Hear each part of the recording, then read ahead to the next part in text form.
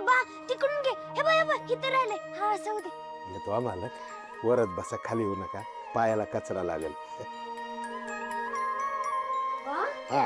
अरे काय चाललंय तुझं? तू दे इकडे, मी करते. असली हलकी कामं तुम्ही करायची नाहीत आता. तुम्ही मालकीन बाई आहात, आम्ही काय नोकर पडलो. आणि तू पण ना,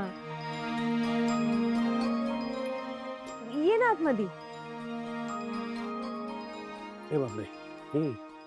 बा हॅलो, ही कमळी तुला आठवत नाही का? अरे बघ, तूच सांगायचंस ना मला हिच्याबद्दल, हिच्या आबांबद्दल. मला वाटत भेटली, आपल्या घराकडेच यायला निघाली होती.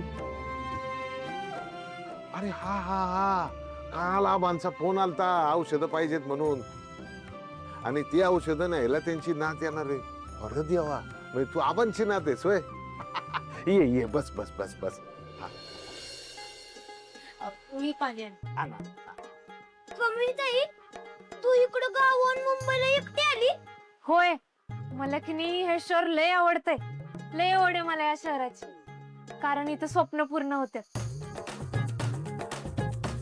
पण माझी आई ना इथे येऊच देत नाही बघा. जायचं नाही मुंबईला असं म्हणते. माझी लय इच्छा आहे मुंबईच्या कॉलेजात ऍडमिशन घेऊन इथं शिकायची. पण कमळीताई, तुझी आई तुला इकडे मुंबईत का नाही येऊन देत?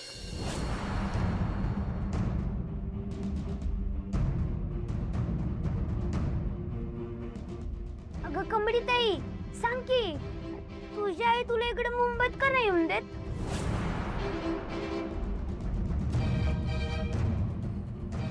काय माहित नाही, पण मुंबईचं नाव जरी काढलं ना, तिच्या अंगावर काटाच येतो. लय त्रास होतो तिला. पण माझी खात्री आहे, एक दिवस तिची समजूत काढीन आणि मी मुंबईत शिकायला येईनच. वय वय, तुझ्या समद्या इच्छा लवकरात लवकर पूर्ण हो, जशा माझ्या आणि माझ्या पारूच्या झाल्या.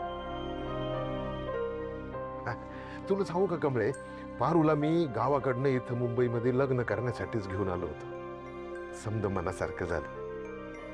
माझी पारू आहे ना आता मोठ्या घरची सून होणार आहे.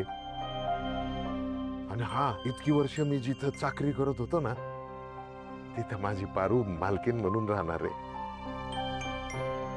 कमळे, आदित्य सरांबरोबर माझ्या पारूचं लगीन होणार आहे.